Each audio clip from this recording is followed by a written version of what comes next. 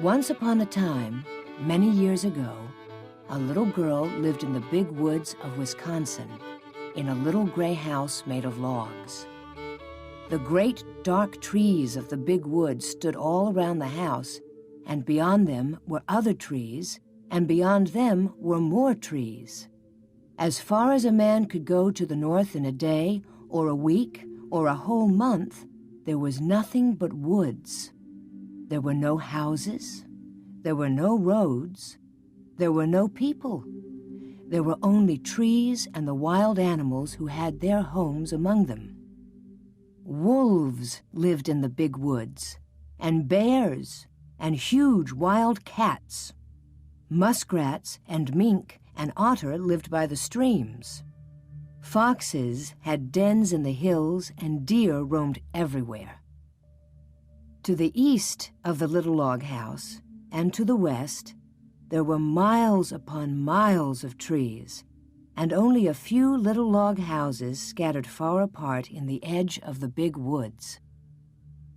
So far as the little girl could see, there was only the one little house where she lived with her father and mother, her sister Mary, and baby sister Carrie.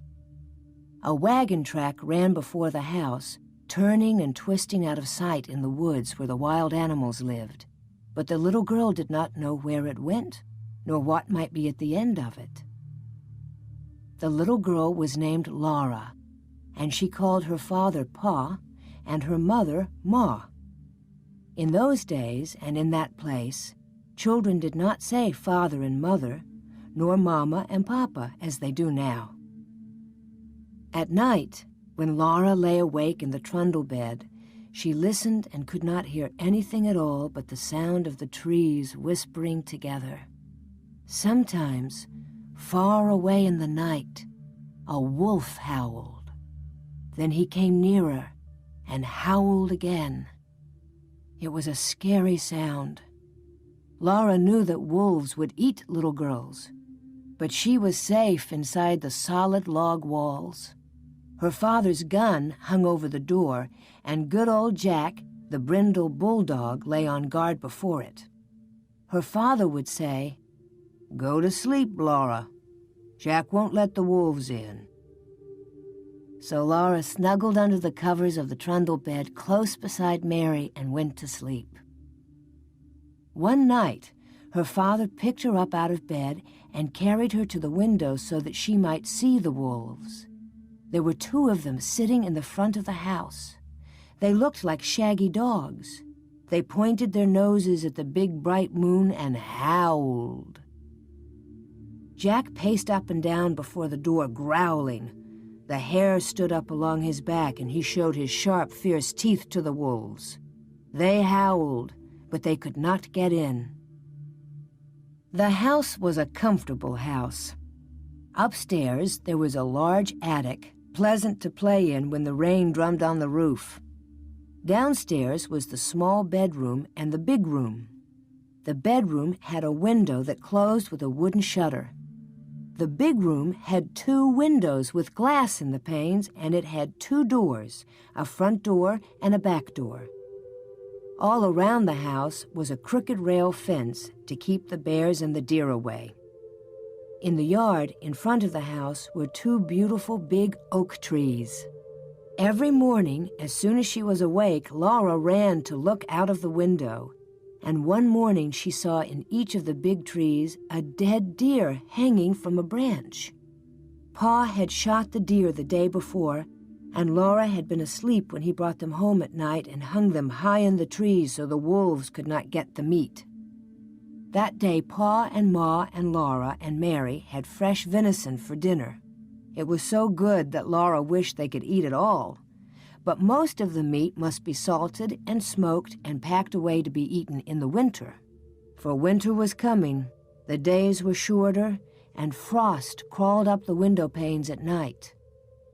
Soon the snow would come. Then the log house would be almost buried in snowdrifts, and the lake and the streams would freeze. In the bitter cold weather, Pa could not be sure of finding any wild game to shoot for meat. The bears would be hidden away in their dens where they slept soundly all winter long. The squirrels would be curled in their nests in hollow trees with their furry tails wrapped snugly around their noses. The deer and the rabbits would be shy and swift. Even if Pa could get a deer, it would be poor and thin, not fat and plump as deer are in the fall. Pa might hunt alone all day in the bitter cold, in the big woods covered with snow, and come home at night with nothing for Ma and Mary and Laura to eat. So as much food as possible must be stored away in the little house before winter came. Pa skinned the deer carefully and salted and stretched the hides, for he would make soft leather of them. Then he cut up the meat and sprinkled salt over the pieces as he laid them on a board. Standing on end in the yard was a tall length cut from the trunk of a big hollow tree. Pa had driven nails inside as far as he could reach from each end. Then he stood it up, put a little roof over the top, and cut a little door on one side near the bottom. On the piece that he cut out, he fastened leather hinges. Then he fitted it into place, and that was the little door with the bark still on it. After the deer meat had been salted several days, Pa cut a hole near the end of each piece and put a string through it. Laura watched him do this, and then she watched him hang the meat on the nails in the hollow log. He reached up through the little door and hung meat on the nails as far up as he could reach. Then he put a ladder against the log, climbed up to the top, moved the roof to one side, and reached down inside to hang meat on those nails. Then Pa put the roof back again, climbed down the ladder, and said to Laura, "Run over to the chopping block and fetch me some of those green hickory chips, new clean white ones." So Laura ran to the block where Pa chopped wood and filled her apron with the fresh, sweet-smelling chips. Just inside the little door in the hollow log, Pa built a fire of tiny bits of bark and moss, and he laid some of the chips on it very carefully.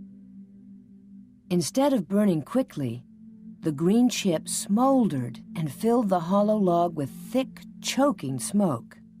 Pa shut the door, and a little smoke squeezed through the crack around it, and a little smoke came out through the roof, but most of it was shut in with the meat. "There's nothing better than good hickory smoke," Pa said. "That will make good venison that will keep anywhere in any weather." Then he took his gun, and slinging his axe on his shoulder, he went away to the clearing to cut down some more trees. Laura and Ma watched the fire for several days. When smoke stopped coming through the cracks, Laura would bring more hickory chips, and Ma would put them on the fire under the meat. All the time there was a little smell of smoke in the yard, and when the door was opened, a thick, smoky, meaty smell came out. At last, Pa said the venison had smoked long enough. Then they let the fire go out, and Pa took all the strips and pieces of meat out of the hollow tree. Ma wrapped each piece neatly in paper and hung them in the attic where they would keep safe and dry. One morning, Pa went away before daylight with the horses and wagon, and that night he came home with a wagon load of fish. The big wagon box was piled full, and some of the fish were as big as Laura. Pa had gone to Lake Pepin and caught them all with a net. Ma cut large slices of flaky white fish without one bone for Laura and Mary. They all feasted on the good fresh fish. All they did not eat fresh was salted down in barrels for the winter. Pa owned a pig. It ran wild in the big woods, living on acorns and nuts and roots. Now he caught it and put it in a pen made of logs to fatten. He would butcher it as soon as the weather was cold enough to keep the pork frozen. Once in the middle of the night, Laura woke up and heard the pig squealing. Pa jumped out of bed, snatched his gun from the wall, and ran outdoors. Then Laura heard the gun go off, once, twice. When Pa came back, he told what had happened. he had seen a big black bear standing beside the pig pen. The bear was reaching into the pen to grab the pig, and the pig was running and squealing. Pa saw this in the starlight, and he fired quickly, but the light was dim, and in his haste, he missed the bear. The bear ran away into the woods, not hurt at all. Laura was sorry Pa did not get the bear. She liked bear meat so much. Pa was sorry too, but he said, "Anyway, I saved the bacon." The garden behind the little house had been growing all summer. It was so near the house that the deer did not jump the fence and eat the vegetables in the daytime, and at night, Jack kept them away. Sometimes in the morning there were little hoof prints among the carrots and the cabbages, but Jack's tracks were there too, and the deer had jumped right out again. Now the potatoes and carrots, the beets and turnips and cabbages were gathered and stored in the cellar, for freezing nights had come.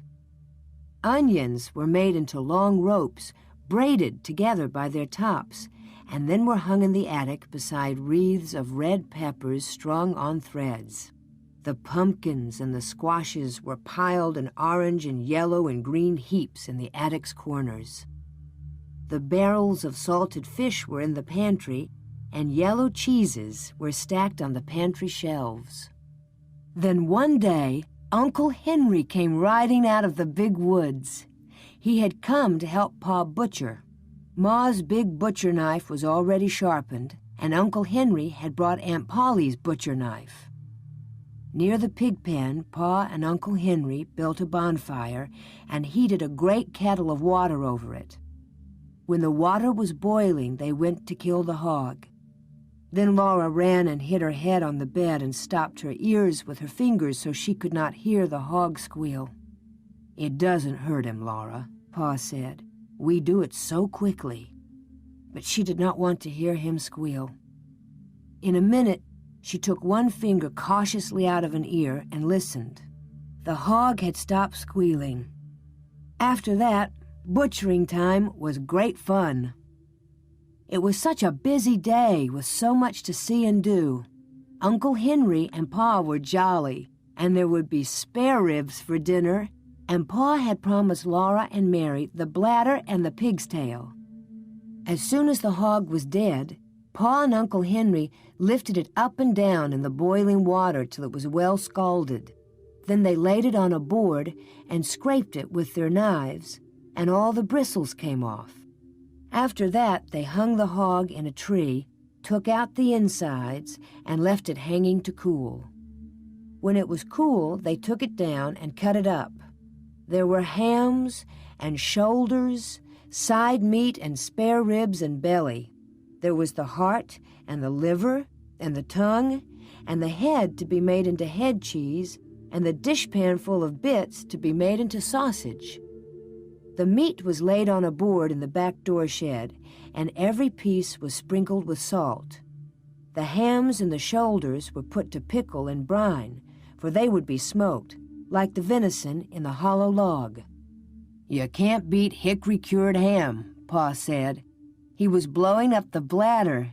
It made a little white balloon, and he tied the end tight with a string and gave it to Mary and Laura to play with. They could throw it into the air and spat it back and forth with their hands, or it would bounce along the ground and they could kick it. But even better fun than a balloon was the pig's tail. Pa skinned it for them carefully, and into the large end he thrust a sharpened stick. Ma opened the front of the cook stove and raked hot coals out into the iron hearth. Then Laura and Mary took turns holding the pig's tail over the coals. It sizzled and fried, and drops of fat dripped off it and blazed on the coals. Ma sprinkled it with salt. Their hands and their faces got very hot, and Laura burned her finger, but she was so excited she did not care. Roasting the pig's tail was such fun that it was hard to play fair, taking turns. At last it was done. It was nicely browned all over, and how good it smelled. They carried it into the yard to cool it, and even before it was cool enough, they began tasting it and burned their tongues. They ate every little bit of meat off the bones, and then they gave the bones to Jack. And that was the end of the pig's tale. There would not be another one till next year. Uncle Henry went home after dinner, and Pa went away to his work in the big woods. But for Laura and Mary and Ma, butchering time had only begun. There was a great deal for Ma to do, and Laura and Mary helped her. All that day and the next, Ma was trying out the lard in big iron pots on the cook stove. Laura and Mary carried wood and watched the fire. It must be hot, but not too hot, or the lard would burn. The big pots simmered and boiled, but they must not smoke. From time to time, Ma skimmed out the brown cracklings. She put them in a cloth and squeezed out every bit of the lard, and then she put the cracklings away. She would use them to flavor Johnny cake later. Cracklings were very good to eat, but Laura and Mary could have only a taste. They were too rich for little girls, Ma said. Ma scraped and cleaned the head carefully, and then she boiled it till all the meat fell off the bones. She chopped the meat fine with her chopping knife in the wooden bowl. She seasoned it with pepper and salt and spices. Then she mixed the pot liquor with it and set it away in a pan to cool. When it was cool, it would be cut in slices, and that was head cheese. The little pieces of meat, lean and fat, that had been cut off the large pieces, Ma chopped and chopped until it was all chopped fine. She seasoned it with salt and pepper and with dried sage leaves from the garden. Then with her hands, she tossed and turned it until it was well mixed, and she molded it into little balls. She put the balls in a pan out in the shed where they would freeze and be good to eat all winter. That was the sausage.